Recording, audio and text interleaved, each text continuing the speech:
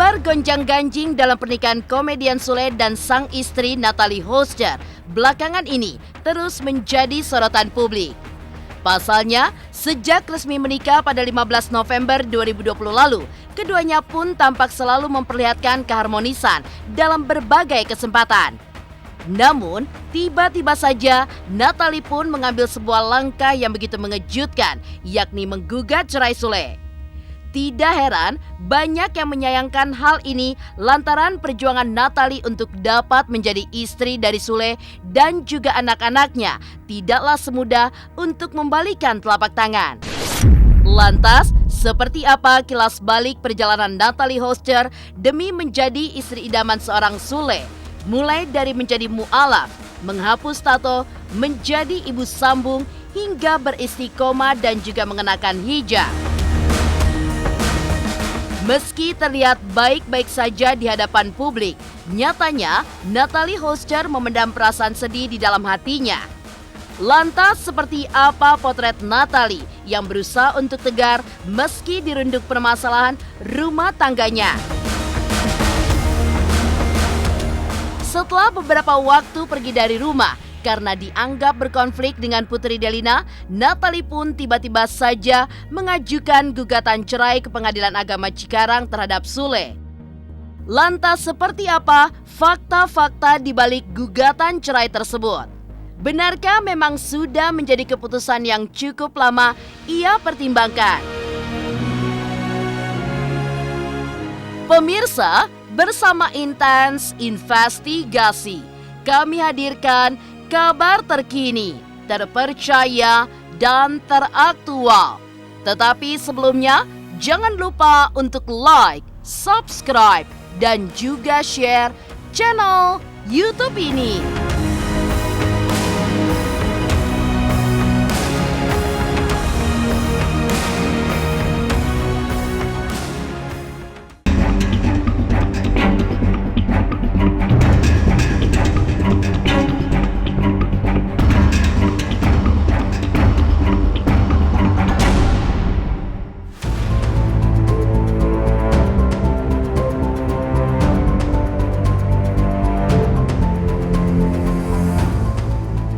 Pemirsa Intens Investigasi, dalam sebuah ikatan, cinta bukanlah sekedar kata-kata yang diucapkan secara lisan semata. Namun juga harus dibuktikan dengan sikap kepada pasangan itu sendiri. Seperti halnya Natalie Holscher yang sebelum menikah dengan Enty Sutisna alias Sule melalui perjuangan yang terbilang tidak mudah. Ya, sebagai duda dengan 4 orang anak, Natalie pun tidak hanya masuk dalam kehidupan Sule, namun juga para buah hatinya. Tentunya, selain dari segi umur, juga memiliki karakteristik yang berbeda-beda. Tidak hanya sebagai istri dan juga seorang ibu, perjuangan Natalie untuk sebagai seorang mualaf pun tidak luput dari sorotan warganet. Seperti diketahui, Natalie memeluk agama Islam sebelum dirinya menikah dengan Sule. Hari-harinya pun diisi dengan dedikasi untuk belajar agama. Demi memantapkan dirinya, hingga Natalie pun memutuskan untuk mengenakan hijab, hingga akhirnya menghapus tato dari tubuhnya. Dan kini, di tengah menjalani proses perceraiannya dengan Sule, nyatanya Natalie pun masih istiqomah dengan keyakinannya. Belum lama ini, ia bahkan membeli sapi untuk dikurbankan bersama anak dan juga para karyawannya. Tak hanya itu, sebagai orang yang beriman, Natalie bahkan selalu menggantungkan dirinya kepada Sang Pencipta dengan rajin melakukan sholat dan meminta petunjuk yang terbaik untuk rumah tangganya. Doain aja yang terbaik. Aku nggak terlalu banyak curhat ya. Ya, orangnya nggak pernah banyak ngomong, nggak pernah. Apa? Dipendam sendiri. Bukan dipendam sendiri, ya apa ya? Kayak lebih banyak belajar di. Oh ini mungkin salah ya bagi gue ya. Oh gue harus gini, oh gue harus gini gitu. Alhamdulillah istiqomah, setiap kali saya telepon saya bilang, Neng, kalau lagi galau sholat Neng. Dia bilang, iya kak, aku sholat, aku gini, aku minta tolong sama Allah. Jadi kalau misalnya banyak netizen yang takutnya, kan kadang ada yang bilang, nanti gimana Natalie atau gimana, aku bilang nggak usah khawatir kalau untuk dalam urusan istiqomah, alhamdulillah dia istiqomah. Setiap kali dia mengalami permasalahan yang dia hadapi, alhamdulillah dia selalu bilang, Kak, aku udah sholat hari ini, Kak, aku udah tanya sama Allah, maksudnya kalau misalnya ditunjukkan memang ini jodoh aku, tolong tunjukkan, kalau memang bukan jodoh ya tolong tunjukkan. Dan apa yang dia lakukan sekarang, tenang aja deh, pokoknya dia istiqomah.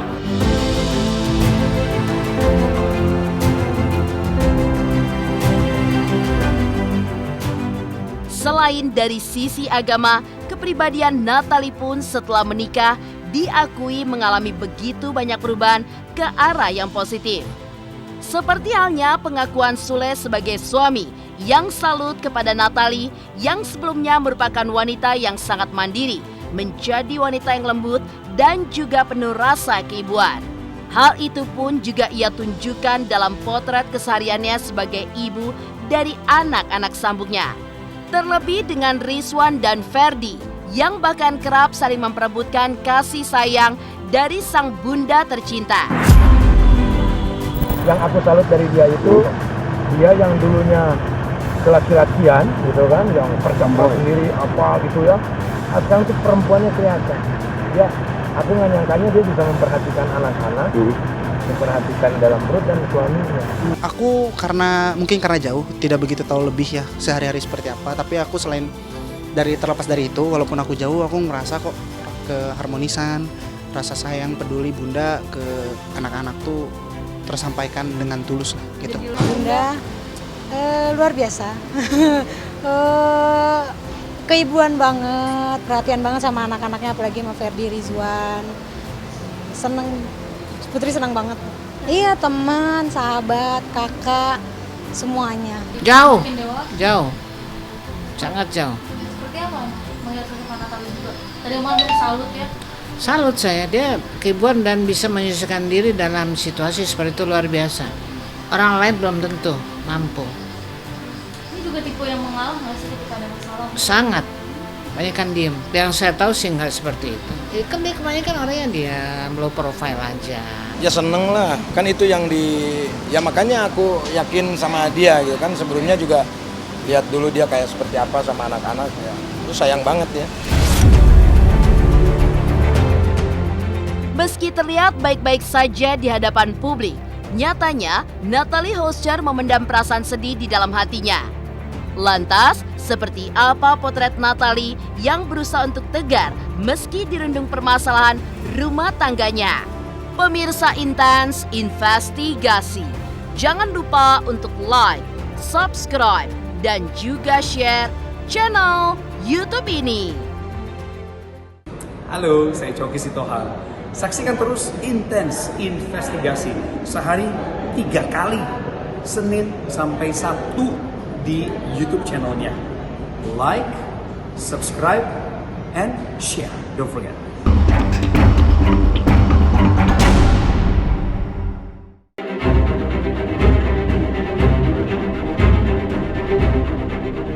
Dirundung permasalahan rumah tangga yang begitu pelik, tentunya membuat hati Natalie Hoscher menjerit dan juga hancur.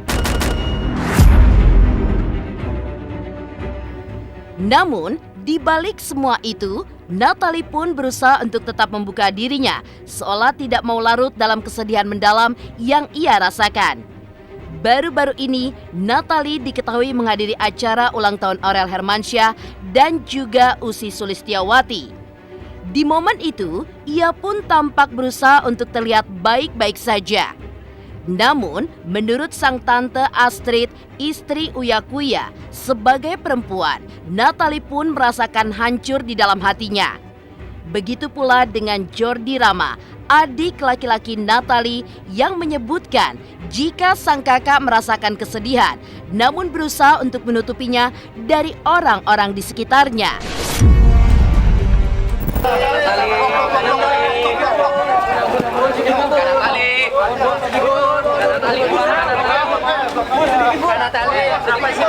Yang pasti, yang namanya perempuan kadang kalau kita lihat kan ketawa-ketawa, senyum-senyum, tapi pasti hancur. Aku tahu dia memang anak kuat, tapi pasti saya yakin di dalam hatinya hancur. Tapi alhamdulillah mungkin karena dia sudah berubah, dia lebih tawakal. Kakak tuh jujur aja ya, maksudnya jarang untuk cerita masalah seperti itu gitu loh. Karena dia juga orangnya tertutup sih sebenarnya. Kalau kakak sendiri sih sedih pastinya kan. Cuman ya gimana, kita juga sebagai keluarga cuman bisa doa yang terbaik. Sebagai wanita yang tegar dan tulang punggung keluarga, Natalie masih menjalankan kesibukannya di dunia entertainment. Bahkan di saat masalah rumah tangganya merundung dirinya. Ia pun juga berujar, semua itu semata-mata dilakukan demi mencari nafkah bagi dirinya, putranya Azam, dan juga kedua adiknya yang masih butuh tanggung jawabnya. Sudah menghasilkan gugatan cerai ya? Buat susu Azam. Natalie itu tipikal orang yang nggak bisa diem di rumah dari dulu ya. Semenjak almarhum mama kita meninggal itu Natalie hebatnya dia masih mau menerima adik-adiknya gitu yang istilahnya beda bapak. Kita satu ibu semua tapi beda bapak. Dan dia masih pekerja keras banget anaknya. Nggak bisa diem di rumah, maunya kerja gitu. Dan gue salut, dan nggak cuma buat Azam loh hebatnya, buat adik-adik. Kalau gue enggak, karena gue udah gede kan, gue bisa nyari duit sendiri gitu. Tapi buat dua adik gue ini, si Nadia sama Tasya.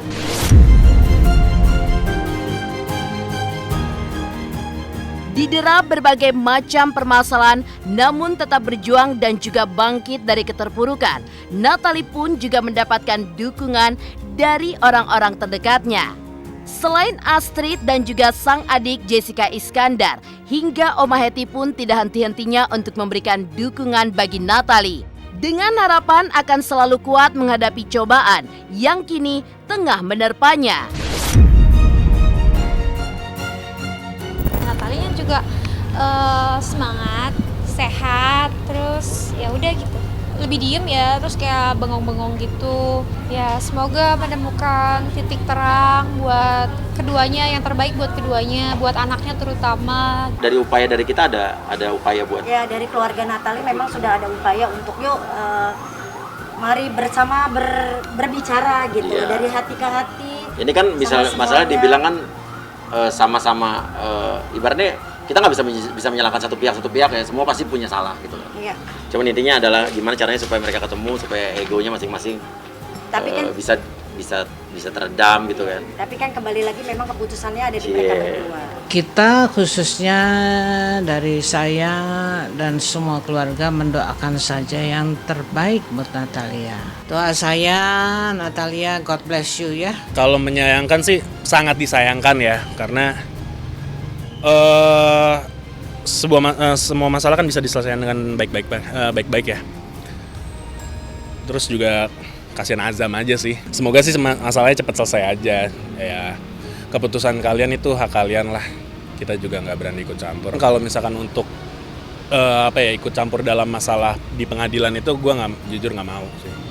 Ya karena gue nggak mau menyudutkan satu belah pihak. Lantas, seperti apa fakta-fakta di balik gugatan cerai tersebut? Benarkah memang sudah menjadi keputusan yang cukup lama yang ia pertimbangkan?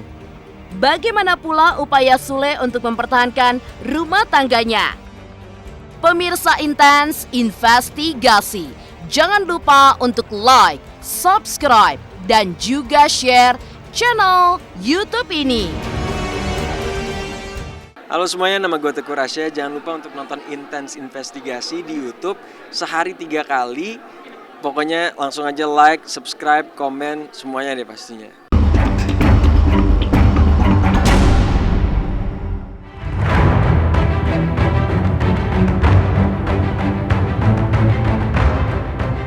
Setelah permasalahan demi permasalahan yang terjadi, akhirnya Natalie pun melayangkan gugatan cerai terhadap Sule di Pengadilan Agama Cikarang 3 Juli 2022 lalu. Dan inilah deretan fakta di balik gugatan cerai yang menghebohkan publik. Fakta pertama, pasca melayangkan gugatan cerai ke Pengadilan Agama Cikarang, Natalie dan Sule akan bertemu dalam persidangan pertama 20 Juli 2022 mendatang dengan agenda mediasi.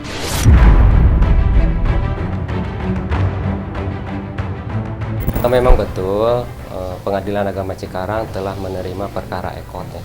Yang saya lihat memang di dalamnya itu para pihaknya itu adalah Natalia ya, hoster kebetulan memakai kuasa hukum yaitu Mazhab Besar Surya Sarjana Hukum sebagai kuasa hukum penggugat, menggugat saudara Sutisna Pindodo Mulyana sebagai tergugat. Fakta kedua, dalam gugatannya, Natalie pun mengajukan hak asuh anak dan juga nafkah untuk buah hatinya Azam. Natalie ini ingin menggugat bahwa anaknya itu supaya ikut kepada ibunya. Kemudian, fakta ketiga, keputusan untuk menggugat cerai Sule merupakan pertimbangan yang diambil oleh Natalie dengan penuh pertimbangan dan bukan dalam waktu yang singkat. Jadi ibu sambung tuh nggak mudah, sangat-sangat tidak mudah.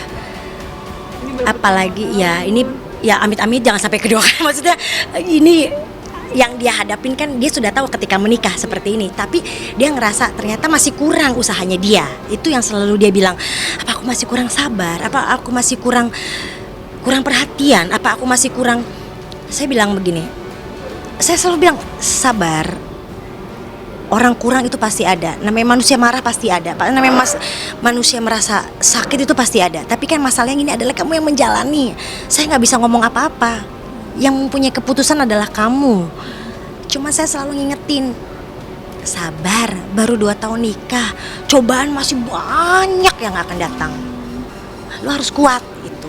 Dan saya selalu bilang, mau keputusan kamu apapun, support saya nomor 1. Tata sudah masuk gugatan, Teh. Pokoknya minta doa terbaik aja. Maaf ya, aku nggak bisa ngomong dulu, maaf ya. Sementara itu, fakta keempat, bahwa ternyata Sule terus berusaha untuk mempertahankan rumah tangganya. Meski sempat dibanding-bandingkan dengan Ridwan Kamil dan Anang Hermansyah dan disebut-sebut tidak berupaya untuk memperbaiki hubungan dengan Natalie, nyatanya Sule pun telah berupaya untuk meminta tolong kepada orang-orang terdekatnya. Ya, Sule meminta kepada Diki Chandra sebagai perwakilan bicara kepada publik hingga menelpon Uya Kuya untuk meminta saran terkait permasalahan rumah tangganya dengan Natalie.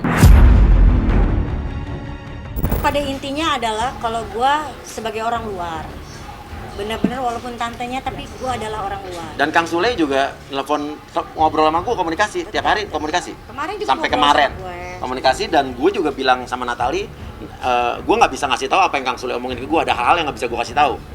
Dan gue menjaga itu, gitu. Tapi kalau hal-hal yang Kang Sule bilang gue boleh ngomong sama Natalie, misalnya kayak penjebatan, gue ngomongin sama Natalie. Tapi ada hal-hal lain yang gue cukup gue sama Kang Sule yang tahu, kayak gitu-gitu loh. Kang Sule kan menghubungi gue pun artinya kan dia ingin ada upaya untuk menyelesaikan masalah ini ya. Tentunya sangat terpukul karena alhamdulillah dia yang bukan apa-apa sudah menjadi pelawak yang cukup ternama.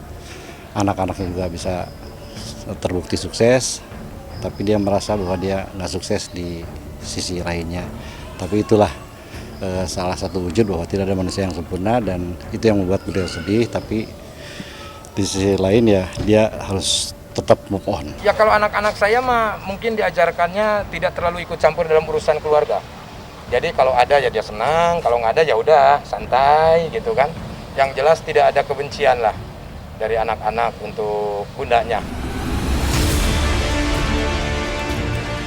Fakta kelima, nyatanya tidak sedikit orang yang berharap agar permasalahan rumah tangga Sule dengan Natalie dapat menemukan titik terang bahkan kembali rujuk.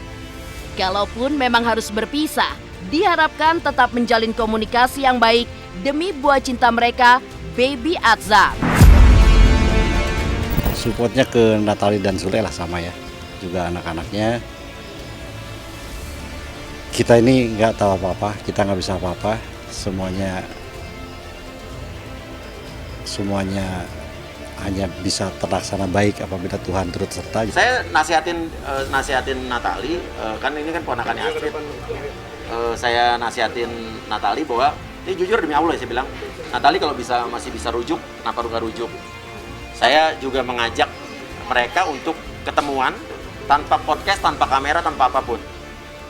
Gitu. Cuman yang nggak tahu, silakan kalau siap hubungin gua. Gitu. Kita harus netral lah, menasehati Kang Sule nggak boleh Tuan dia, menasehati Kang Sule, menasehati Natali, kita tetap harus pengen mereka baik-baik aja. Tapi kalaupun memang ternyata tidak bisa dilanjutkan, ya berakhirnya juga dengan baik-baik saja. Itu sih pesan aku selalu bilang itu ke Kang Sule, Kang please baik-baik aja, ke Natali juga Kang, Neng please baik-baik aja. Karena kan Azam adalah anak dari mereka berdua. Ya, betul, harus tetap ingat punya Azam. Tetap harus ada hubungan baik sama Kang Sule, karena kan Kang Sule itu kan ayahnya Azam. Jadi tetap harus co-parenting. Aku selalu bilang sama Natali gitu, semarah-marahnya, sesakit-sakitnya harus diingat ini bapaknya Azam. Saya sedih juga sih, maksudnya kenapa mesti jadi seperti ini. Cuma ya mungkin sudah jalannya seperti itu.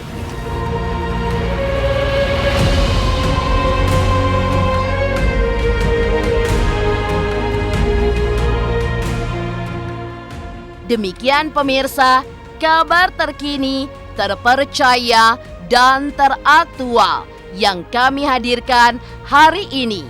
Saksikan terus Intens Investigasi setiap hari Senin sampai dengan Sabtu, tayang 3 kali sehari, yaitu pada pukul 11 siang, 3 sore, dan 7 malam hanya di YouTube channel. Dan pastikan jangan lupa untuk like, subscribe, dan juga share channel Intens Investigasi.